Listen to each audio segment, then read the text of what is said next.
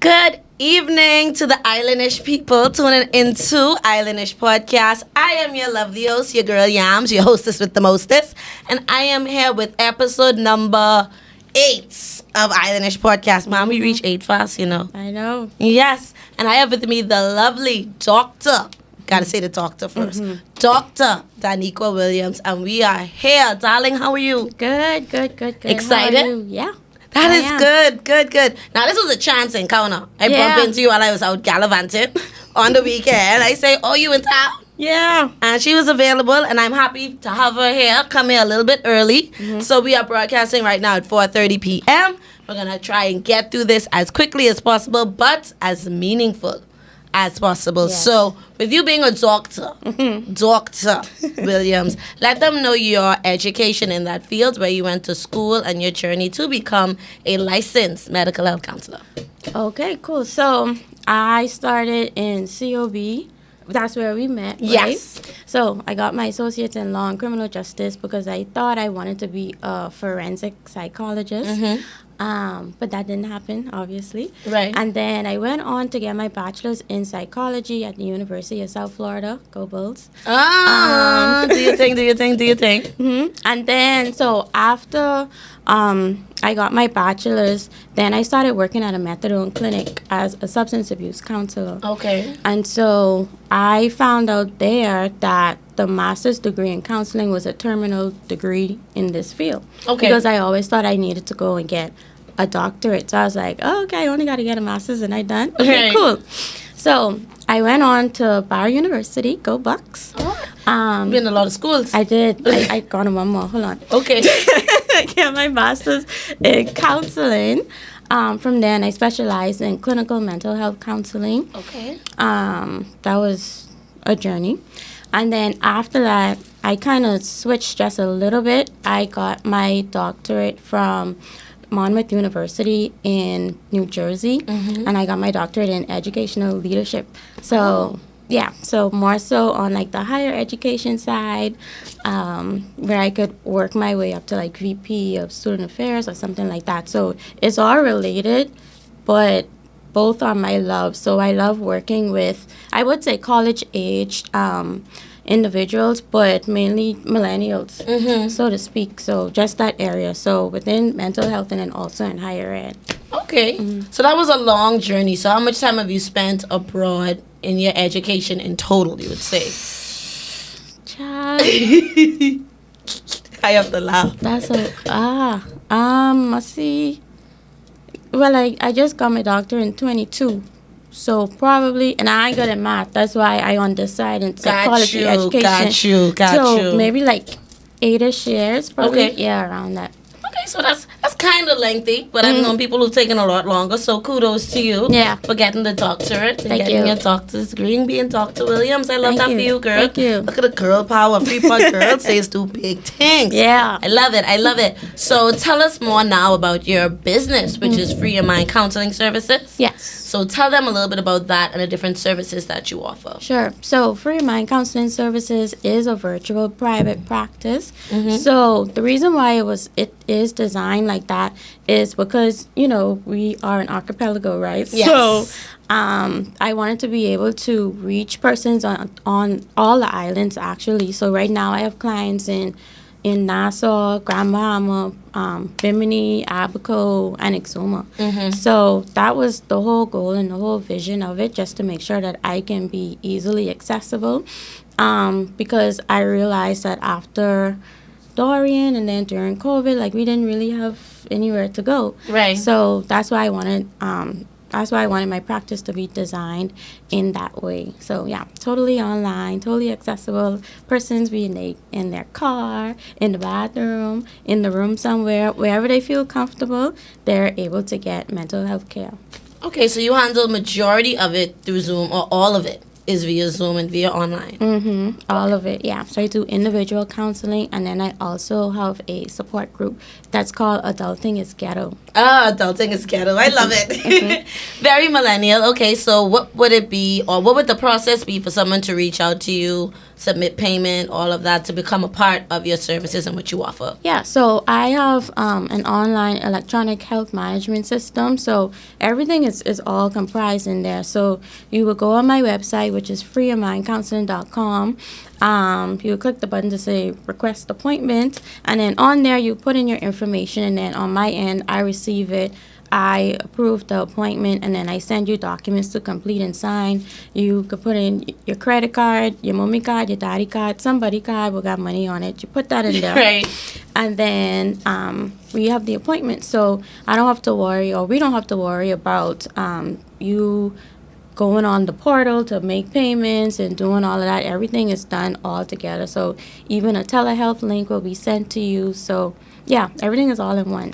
That's really wonderful. I like how you really took advantage of technology to help with your practice. So with your practice, do you find it difficult targeting millennials? Yes and no. So we have social media. So Right. millennials on social media. But we also in a time where therapy or just mental health is kind of like taboo. We coming around right now. So trying to make therapy like cool, trying to normalize it, like that would then be the challenge of it. With that, yeah. Okay, so do you find that persons have an issue because with us being from Grand Bahama especially, and with you being from Grand Bahama, Yeah. do you find that persons are a bit apprehensive because of privacy issues, or they feel like, well, she can talk my business? Do you ever come across that type of stigma? Yeah. So yeah. So in that sense, I have some people that express that to me, and so I would tell them, I was like, girl, I ain't gonna tell your business. Like, I just here to help you. I'm here to be like unbiased person that's on your side to help you navigate through this. So it's much deeper than that. I have a license. I don't want to lose my license because it Right. was a long time and a lot of money to get that. So I wouldn't, go ahead and break confidentiality and do all of that stuff, right? So, but yeah, persons in Grand Bahama, they do have that, I guess, that mentality that, I don't want to tell nobody my business or anything like that.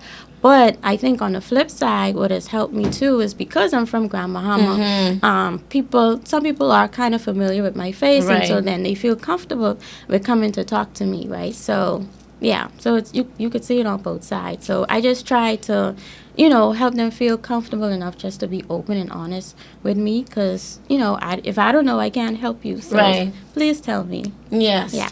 I've referred her several times. Thank you. A couple people people I know needed it. People I was like, you need someone to talk to, and I ain't the right person to talk to. I can be honest. And the reason why I say that is a lot of persons feel like they can rely on either their pastor or family member Yeah. or friend circle to get certain therapeutic advice, I guess. So what would be different from them going to a family member or pastor compared to coming to you Yeah. for that type of advice? Well, I still would encourage them to go to a family member or pastor or a friend or something or somebody, because you don't want to feel like you want to isolate yourself and feel like don't nobody want to listen to you, and you don't want to be a burden on people and all of that stuff. But still be open with your support system, like lean on your support system, and it is the hope that your support system would then refer you to a licensed professional, right? Right. So someone who can listen to you, who has an unbiased opinion, and who can help you clinically, right? Right. So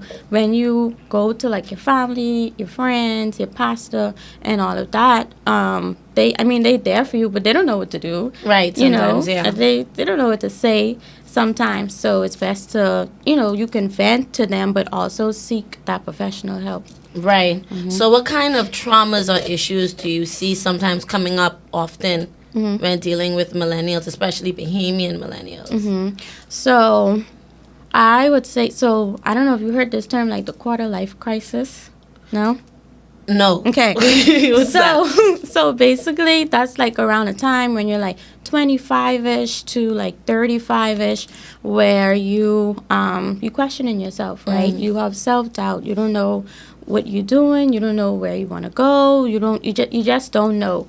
And so you go through a period where you're trying to find yourself doing that soul searching, right? So a lot of that can manifest in like in your relationships. Like you don't know if this person is for you. You don't know how to date. You don't know what you're looking for in your job. You don't know if this is the right career for you. So I have a lot of people that, you know, express those kind of things with like their relationships, their job, their family, things like that, and they just don't know how to navigate that. And so then they would have like anxiety or depression related to that. So the clinical term would be adjustment disorder, where you would feel these symptoms within 3 months of you experiencing the self-doubt and all of that. And then you would feel like that anxiety and depression because of that.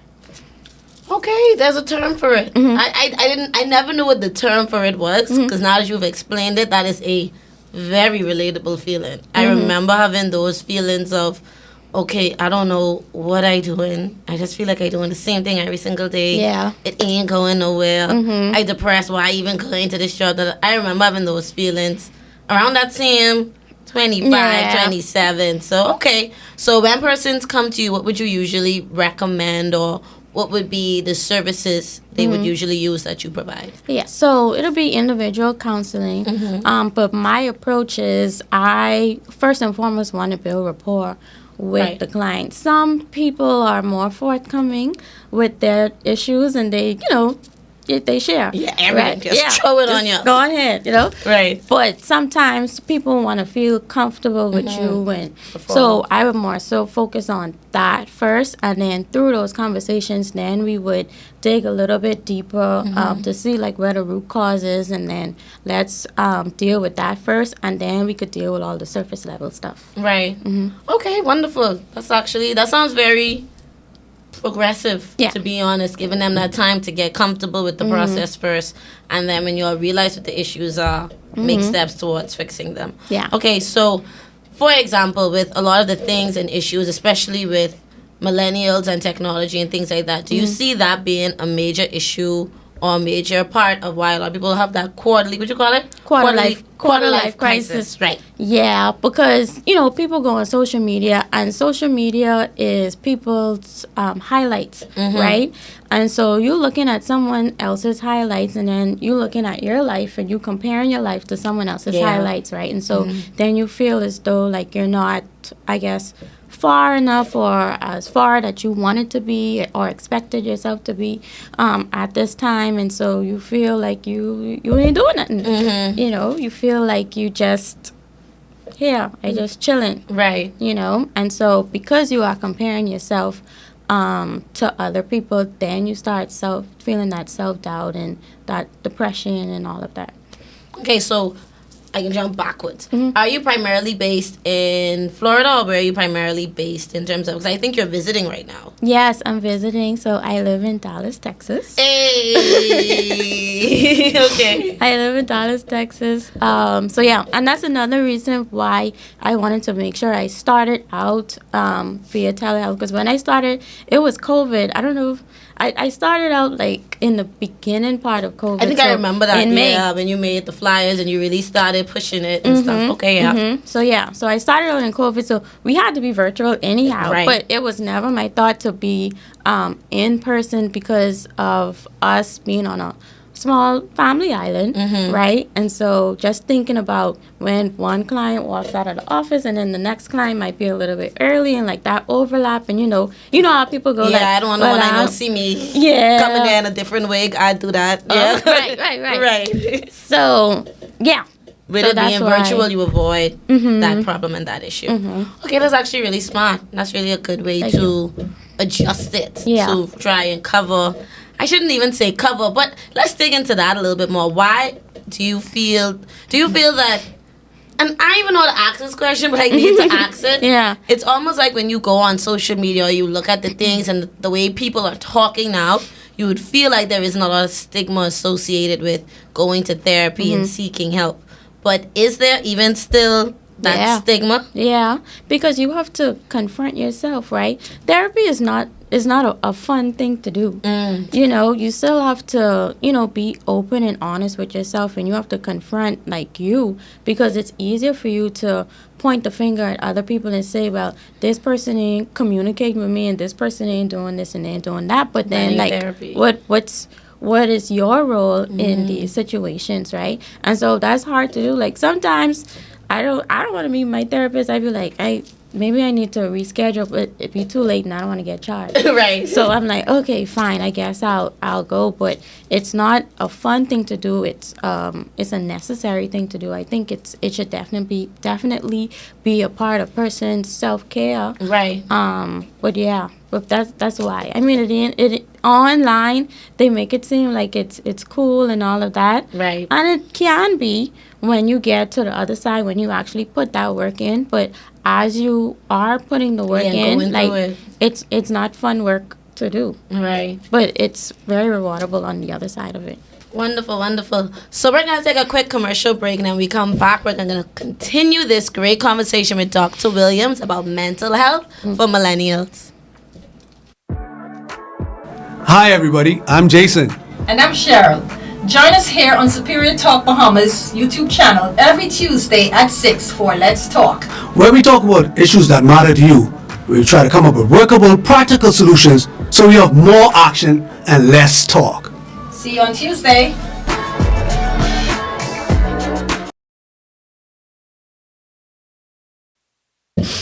We are back with the Islandish podcast. We have to take a quick commercial break. And on the commercial break, my biggest my uncle Leroy watching. Hey. He actually related. Because that's my uncle too. Oh, shoot. Small island boy, island life, island people.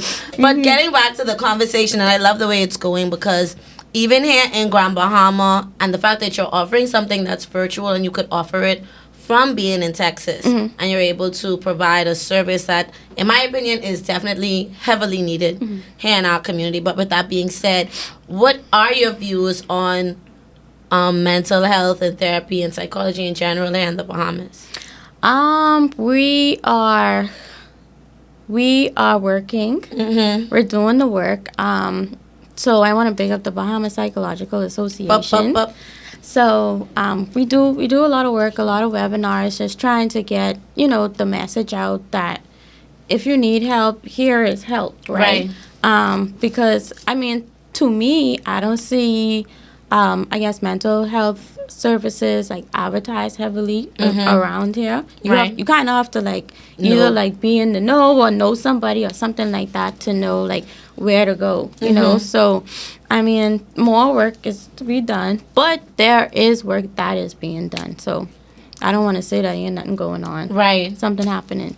Yeah. So yeah. I think it's more so that when it comes to mental health and things of that nature, and even going to therapy, a lot of people just turn to religion rather than turning to therapy. What are your views on that? Do you feel that going to church and staying close to God can be the solution to a lot of person's problems, or is mental health still something they need to address outside of their religion? So I believe it goes hand in hand, right? Okay. So everybody has their own core beliefs, right? And so if your core belief is based on your faith, then lean on your faith to help you, right? So I have a lot of clients that would do that would lean on their faith, and if we have similar values and faith, then I would, you know, help them and share like my personal struggles sometimes, but not too much.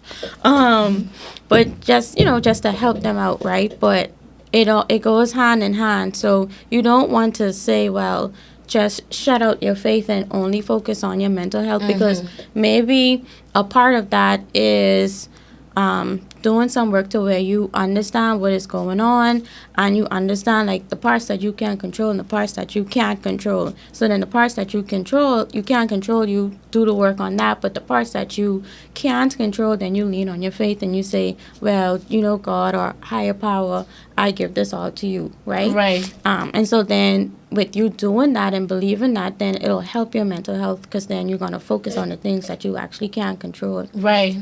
I love that. Okay. That's a good good balance between the two. I see how you answered that. You answered that very, very polite, very polite and very political. But you are correct. I like the way you answered it too, because a lot of persons feel like you have to be on one side of the coin. Yeah. A lot of times, especially because I did psych at UB. So with me doing psychology, a lot of times persons feel like, oh, you into that psychology thing. These people just need to go to church. Da, da, da. A lot of times you had that stigma. But here you say that no, they actually go hand in hand. It sounds like there can be some collaborations between the church and psychology in a lot of ways. So are you a member of the Bahamas Psychological Association? Yeah. Okay, so what resources or things are you aware of here in Grand Bahama that they're offering that persons can lean on to? So I know they have the crisis hotline. So they have an adult one, children, and then they have one in Creole as well, right? So you want to make sure that I think I share the flyers like every so often. I probably need to share a little bit more. Yeah, send it to me. I can send it to you. Right. Yeah. So we have that. And then there's a series of webinars just for you to be abreast on like the different like issues, right? Like how I just was talking about adjustment disorder. Right. There's webinars on like different disorders that maybe you just don't know, because a lot of people say, oh, I OCD. A lot of people don't know what OCD is. Right, they say stuff just to say it. Yeah, so that's psychoeducation on these different disorders, so that if you choose to self-diagnose, at least you have some education behind it. Right. So those are kind of things that's happening. Okay, I like that. So, because I see a lot of things happen at the Grand Bahama Resilience Center. They do a lot of work there as well. And my question right now would be, especially when it comes to students on the high school going into college level, when it comes to dealing with, are those even millennials? I don't know. I mean, not today. Yeah. But yeah, them. Them set. They're the ones that you try to deal with sometimes. Okay. Yeah. So with helping them, because I feel like when it comes to high school children, and I have to say children because under 18 is a child. Yeah. You have to go through their parents as well to get your services, or can they come just straight to you? They can come straight to me, but then their parents, I have a waiver or form, where their parents would have to sign. And give consent. And give consent, yeah. So how would that work if a child sometimes feel like their parent is the issue and they probably don't want their parent to be involved? Would that sometimes cause a hindrance in them trying to reach out for help? Because I would need that parental consent in order for me to see, because they're a minor, right? So that still would be needed. So that makes it difficult sometimes, because I know a lot of the problems that I see or hear about from young people, it stems sometimes from at home. Not saying that their parents are doing anything to them, but that conflict. Because I remember being in conflict with my mommy a lot. Yeah, at that age. Yeah. And sometimes they just don't want to listen to you, and you telling them like, "Wait, I know your mommy seem like that, but relax, you going through something, you can be fine."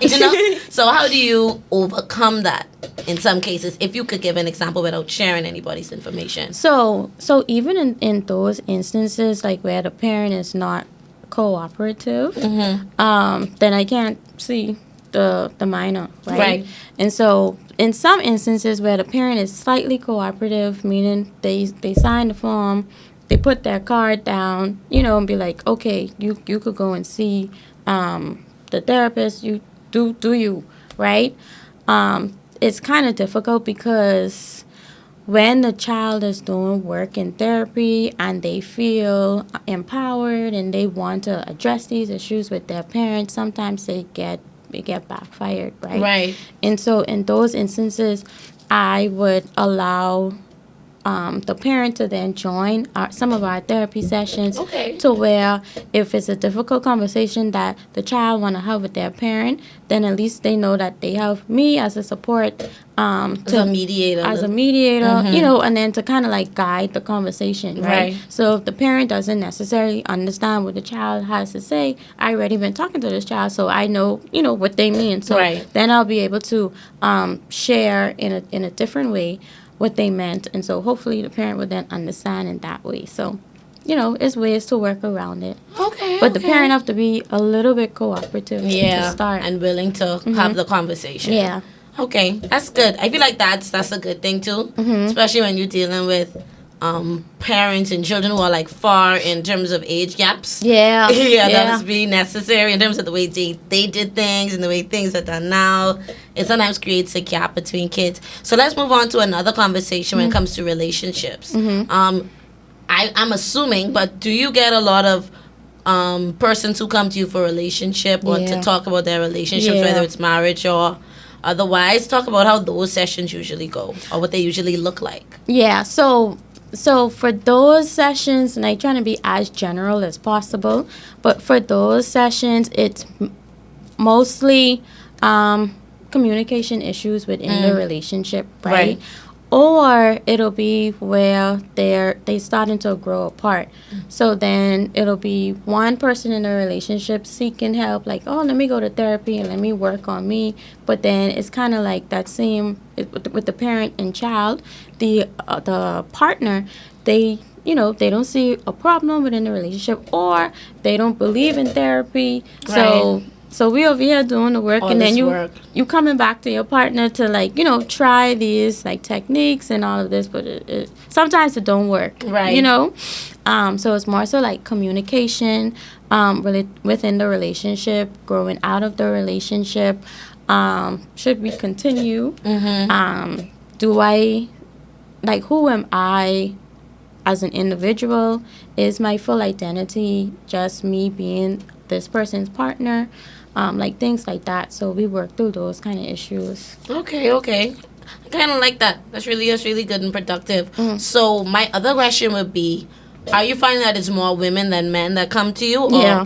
Really? Like it's a Yeah. way. Yeah. Mostly just Yeah. women. Okay. So how do you think, or what you think would be an effective way to try and get men to come to therapy? Or it's like, boy, you don't even know how to get them to come. Yeah, I think, I guess doing the work with just like normalizing therapy. Right. Men in general, they don't, I guess, are as emotional as women. Right. Right. And so, like I said, therapy is hard and emotions come out. That's where you go to talk about your thoughts Right. and your feelings and all of that stuff. So that doesn't come as naturally, to them as women do. But the guys that do come to therapy, like, they be ready to work. Right. And I really enjoy those sessions. So I hope that, that I do get more men to seek therapy, and so that I can work with them more. So, yeah, guys, hit me up. Yeah, get the help. It's Yeah. here. Yeah. And the reason why I bring that up is because 2 podcasts before this one, we had a male guest. Big up to my boy Jordy. Big up Sam. And he talked about the fact that women have our sister circles. We have our sisterhoods. We have our circle of women that we could go to for support, for help, whether it's with business, life, relationships, and men usually don't have that. So he said that one of the things he feels that men need, especially in the grandmama community, is more support, like from other men to help them. And like you even said earlier about having your family and friends, like you could still go to those resources while still seeking out mental support from the psychological area. So do you feel that that lack of support is the reason why a lot of men have the problems they have today? Maybe. No. Okay. So I understand where he's coming from, and my hope is that he sees this issue and then he is proactive about it, right? And so that would be him being open and honest with his friends, right? So him talking about his thoughts and his feelings with whomever, or whoever he feels comfortable with. And so in turn, then that person can feel comfortable with coming to him, you know? Right. And so that's how it happens, right? It's not necessary that, we waiting on somebody on the outside, like an organization or this group of people or just certain people to have a space where you can come and you talk about these things. But these things can happen, or these moments can happen, in the car or at Right. home or wherever Right. you are, so making sure that you are the person that would normalize these kind of conversations, Yeah, like So- creating safe spaces among you and your friends. Exactly, yeah. Got you. I like that too. The fact that you good, you make it more like personal rather than saying, oh, let's go to this event so the men can come together. Da, da, da. No, make it something that could be a daily thing, Yeah. a part of their lifestyle. Yeah. Like, it don't have to be a one-time. That's to why do. she's the doctor, you know what I mean? All right, so my other question would be, as we start to talk more about your services and the different things that are challenging millennials in this day and age, other than, I guess, relationships, what would be another issue that usually comes up in your clientele? Another one is just comparing themselves to other people. And so them feeling like they are not doing anything with their life. And so usually by maybe like 2, maybe 3 sessions, they start to realize like, hey, I actually did a lot of things and I actually aspire to do more things. But because they are comparing themselves to other people on social media or even just their friend group, right? Then they feel as though they're not doing anything. Right. So I'm the last doctor in my friend group. Like I have friends, I have a bunch of doctor friends, but that we all graduated from Catholic High, Crusaders never say die. All right, then. So I have a lot of doctor friends, and they've been doctors from years ago. Right. But then if I was to look at them and say that, oh my gosh, they've been doctors, like who am I? Like what am I doing? I was just on my own journey, and I eventually became a doctor when it was my turn. Right. So just wait on your turn. Like things are happening for a reason, and just continue to do what you feel is the best thing for you in that moment. I love that. I love that. We're going to take a quick commercial break. Then we come back, we can talk more about the quarter life crisis. Okay. Here with Dr. Williams. Yo, what's up, Bahamas? My name is Andrew Williams, aka Cat, And I'm your boy Mix. and we're representing Off the Bench, the #1 talk sportcast in the Bahamas. In the world, my boy.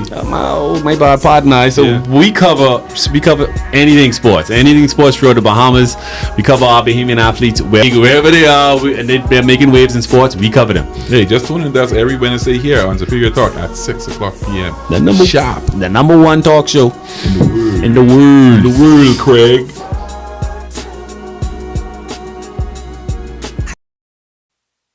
Yes, we are back with Islandish Podcast here with the lovely Dr. Danny. Hi. I can start calling her that from now on. That's your name anyway. Yeah. So we're here with Dr. Daniqua Williams, aka Dr. Danny, and we are talking all about mental health here in the Bahamas. She is a licensed mental health counselor with a wonderful service called Free Your Mind Counseling Services. Check them out online at Free Your Mind _counseling. _counseling. All right, make sure you follow, make sure you subscribe, and hit her up for her amazing services. Now, with the services you're offering, can persons pay you from anywhere around the world? Yeah. You get clientele from anywhere, so it's not only for Bahamians. Oh, it is for Bahamians, yeah. Oh, so you only see Bahamian clientele, preferably. Why did you choose only the Bahamas? Because, like I said, like, from Dorian and COVID, like, I noticed that we didn't have anywhere to go to receive just acute mental health care, right? We have the RAN, well, whatever that was after Dorian, just, Yeah, that thing. Yeah. So when things become like just too severe, when you become a threat to yourself, right? Right. And so you go to the RAN. But that was it. Like I didn't see much places or any places here. So I just wanted to have or start something that persons can go to where maybe they having relationship problems or maybe they boss getting on their nerves or maybe they having issues with any kind of like life transition or something like that where they just talking about just their life, just their daily life, right? And it doesn't interrupt their life as much to where they need to go to the RAN, but sometimes it may interrupt your life just a little bit where maybe you up all night thinking about it, maybe you crying or you starting to isolate yourself or maybe your heart start racing, so things like that. So we didn't necessarily have places for you to go. Big up to the Grand Bahama Resilience Center where I think we kind of started around the same time. Right. And so they have like a place to go. Right, yeah. Here on Grand Bahama, so that's great. Yes. So that's why I wanted to do that. Okay, wonderful. So a lot of persons sometimes hear about therapy and counseling and feel like it's expensive or it's out of their budget. So give them like a price range for what it would be like to come to you for your services. Sure. So the sessions are 50 minutes, 50, and they're around $125 per session. So the consultation is free. So everybody gets a 15-minute free consultation where we get to know each other a little bit better, and then we just see if we are a good fit for Right. each other. So yeah, the consultation is free, and then after that is when you start to get charged for each session. Right. And then when it comes to the group sessions, how does that usually go? And what is the pricing on that? Sure. So for the group session, it's a little bit cheaper. So it's $40 per session. Okay. So that's great. Yeah. You know, that's affordable. So if you want to, let's say, find community or just want to feel like you're not alone in what you're going through, and Right. you want to like hear from others, or you want to just share, then that's where that support group come in, where you can come in, you can share, you can listen, you can do. Is it anonymous? No, it's not anonymous. I was But asking. it's not anonymous, but it's confidential. Okay. Right? So the rules are set in the beginning, and so everyone would follow those rules. If you don't, then bye. Problems. Yeah, problems. Right. I like that though, because a lot of times, especially with a lot of millennials, which I don't want to say I don't understand, but honestly, I don't understand. A lot of them say that they don't really have no one to talk to, don't really have much friends, but then I see them with a lot of friends. So it's almost like that, why are you hanging out with these people if you can't talk to them about the things you're going through? But I guess that's where therapy does come in. Yeah. As that. Because some people, you could hang out with some people and be friendly with them, but then Yeah. you're not comfortable talking about the things you're going through. Is that something you find a lot with your millennial clientele? Yeah, but I mean, every friend ain't supposed to know all your business, right? Okay. You have your friends where you can be open and honest with. Then you have like your party friends and your school friends and stuff like that. Okay, so, yeah. So hopefully, you have somebody in your circle where you can feel that you can be open and honest with them. And if not, then seek mental health care. Okay, wonderful. Yeah. Okay, that's understandable, and I get that to some extent. Yeah. A little bit. Yeah. All right, so let's move on to a completely different topic, and let's talk more about like domestic violence and things like that, and abuse in some of those situations. Have you encountered any clientele that goes through that, or how would you address? Because I know a lot of that happens in our communities, whether it's sexual abuse, physical abuse, mental abuse, especially among women and children. Is that something that you have addressed with your services or that you're offering as a resource? So in those situations, so with sexual abuse, I have seen persons that have gone through that. So then we would address, I guess, the ramifications of that, like what came out of that. So sometimes that would be like low self-esteem or things like that. So we would address those issues. When it comes to physical abuse and all of those, I would refer them to the Grand Bahama Resilience Center just so that they can have like someone in person, right? Because now safety is an issue. Yes. Right? So that's like the number one thing. So that's why I offer that 15-minute consultation to where we talk about these things. And I'm like, okay, so my level of care may not be the best level of care for you. Here is a recommendation. Right. A referral. Okay, wonderful. So are there any other therapists that you know locally in Grand Bahama that are doing work or services like yours that are in person that you would like to refer right now? So I believe her name is Jessica White. I think she Yes. works out of Medical Pavilion. Yes. Yeah. So I would refer people to her as well. I don't know her personally, Right. but I know she's somebody on the island, And so just have these referrals that's handy when I encounter these persons that may not necessarily need telehealth care, but they probably need to be in front of somebody. In case something happens, then they can get help quickly. In action, like in person help or whatever. Okay, Yeah. good. That's good. So the other question I have as it relates to that as well, do you feel like there is more that can be done in our communities as it relates to dealing with the therapy side of after abuse? Because I know a lot of resources are in place in terms of who you can go to the police, if you see something, say something in terms of that. But when it comes to the therapy that is needed afterwards, do you feel like there's enough being done in terms of educating the importance of that? I mean, so let's look at the persons that are offering the services that are on the island or Right. not on the island, you know what I Right. mean, or that are available, right?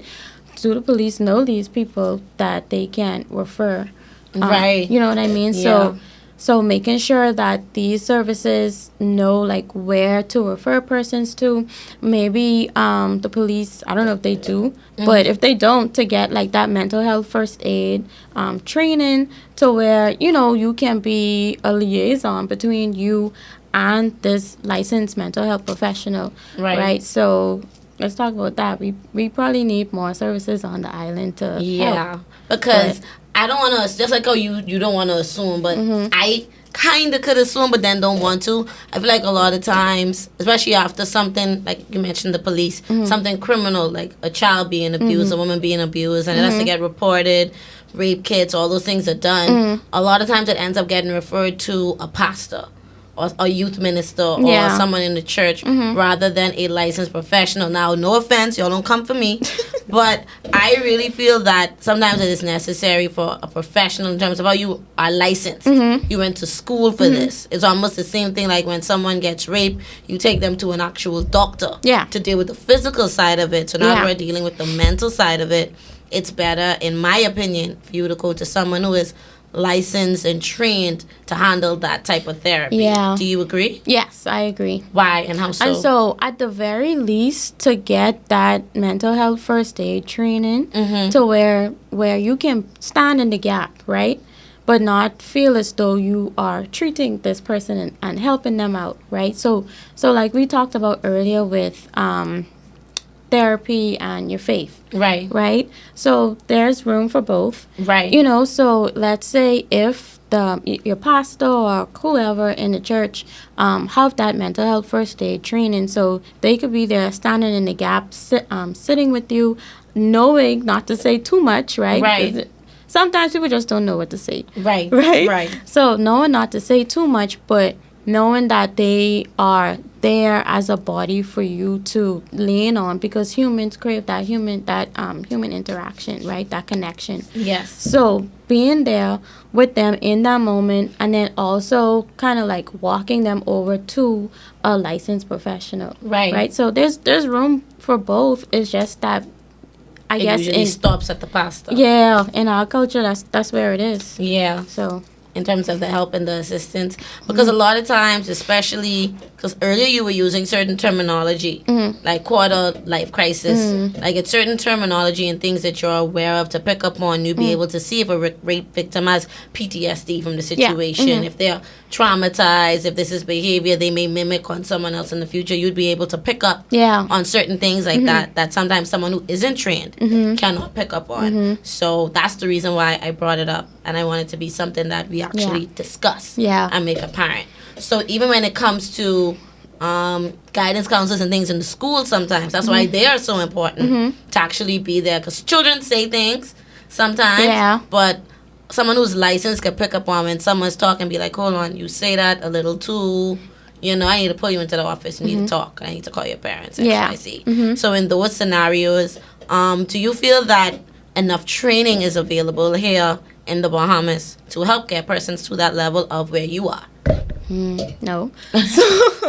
So right now we don't have any licensing requirements in the Bahamas, right? Okay. We're working on it, but it's not something that is here. So I'm licensed in the state of Florida, right? Because that's where I went to school and did 3,000 hours and my Lord, 3,000 hours, all that stuff. So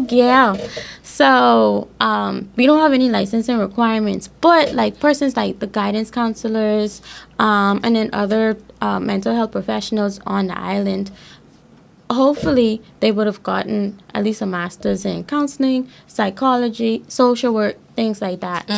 So that is what is needed. I'm not sure if UB offers those programs. I know Barry University is in Nassau and they offer the master's in counseling. And they offer, I think, a 20% discount if you want to get your master's in counseling at Barry University. Check out, plugging up our alma mater. Don't do your thing, yeah? But, definitely. I went to UB. I studied psychology. I got my bachelor's. I would not open up no practice and tell people come lay on my couch and let me be their therapist. I just know I can't. I wouldn't lie to myself. I wouldn't pretend. And so I understand when you're saying like the need for the standard of licensure, because I feel like that is a major issue we have with a lot of things here in the Bahamas. Yeah. In terms of making sure that everybody is up to a certain standard Yeah. in the services that they're offering. Don't say you offering therapy out of your house just because you was a youth minister. I ain't throwing no shade at nobody. I just saying. Because no, I don't know anybody who's doing that, but that's just a scenario. Like you can't all of a sudden feel like, oh, because I went through this and because I helped this one person, now I could turn this into a business and try to charge people for therapy when you have no formal training. You want a doctor like Danny, you know what I mean? So that's why I brought it up, and that's something that I feel is really important. Because one thing we have been seeing a lot of times is a cycle of abuse in a lot of families in the Bahamas, especially on the family islands, where it happened to them and now they doing it to their niece, and now they doing it to their nephew, and then it continues as a cycle. Yeah. So when it comes to that, especially services on the family islands, what do you think would be the first step in terms of beginning, in terms of getting us to that point where the licensure is a requirement, people are more comfortable getting psychological help, like mental health counselors like yourself? So with licensure, that, like I said, it's being worked on. The laws have to be changed and all of that stuff. So it's a long process, right? So I don't know when it's coming, but it's on the way. It's coming. Right. But I don't want to, I guess, deter persons from seeking mental health care if the person is not licensed. So if that person has a master's degree, Right. So that means that a master's degree in counseling, psychology, or social work, that means that they would have gone through the theory and the practicum in order to help those persons. So because we don't have those licensing requirements in the Bahamas just yet, I don't want that to be a deterrent for persons to go and seek that mental health care. Right. You know? Because it's still good care. Yeah. In the sense. It's still quality work. Right. It's that's just being that done. with the license, you got to take an exam, and then you got to do extra hours and all of that stuff. Yeah, it's a long process to get the licensure. Okay, wonderful. So we're going to take another commercial break, and then we come back. We're going to wrap up this amazing conversation we're having with Dr. Daniqua Williams all about mental health. You asked and I delivered. Islandish is back. The podcast you guys have known to love, to like to call in, to like to interact with. We are officially back. For the ones that don't know me, this is your girl Yams. Hearing me on Mix 102.1 FM or your favorite TGF_Yams. With the two S's, we're back with Islandish right here on Superior Talk. So make sure you're following the page. We're going live this Thursday, 6 p.m. Don't miss it. Follow us. And we are back with Islandish Podcast with your girl Yams and the lovely Dr. Dani, talking all about mental health and her amazing work she is doing all for millennials. Now, as we start to wrap this up, we're going to talk a little bit more about you. Okay. As we get into that. So, how do you handle, because I would assume being a therapist is very draining. I would say very, but somewhat. Some days, yeah. How do you handle burnout and how do you stay motivated? So for me, I used to be full-time private practice, and now I'm part-time private practice. And so a part of the reason of me getting a doctorate in educational leadership versus like counseling is because I wanted that balance between the type of people that I see. So with my students, I can be more forthcoming and holding them accountable for their actions and all of that stuff. But then in my private practice, I have to, go at it at a different angle. And so things may move differently. Things may be a little bit more heavier, right? And so knowing me, I wouldn't want to do that all day, every day. Right? So then I reserve that for a part of my day. And then also, because I have that free 15-minute consultation, then I know the type of clients that I would feel most comfortable with. So if I don't feel as comfortable with treating these set of symptoms, then I would refer them out to somebody because I know my limits. Right? So, so that's kind of like how I handle burnout, so that when I am showing up for my clients, I love it. It doesn't feel like work. Right. You know? Yeah. Wonderful. I like that answer. Now, with you being in Houston, big up to H-Town. Hold on, in Dallas. Oh, Yeah. You in Dallas? Yeah. I thought you was in Houston, man. You in Dallas? No, they have hurricanes. Oh, Why would I go from Florida to Houston? No. understandable. So you rather go somewhere where hurricanes completely out of the question. I'm on that. That makes sense. You smart, you know. Little Smart. bit. Okay. With you being in Dallas, pardon me. I was about to say H-Town and be all hype. You ruin it. Sorry. With you being in Dallas and not being here, do you see yourself ever moving back home? Yeah. But not right now. Okay, I why? have some goals that I want to achieve first. Okay. And then once I do that, then I could consider like coming back and living at home in peace. In peace. Yeah. Understood. Make sure like align up a few things. Yeah. Everything is good. So what do you see in the future for Free Your Mind Counseling?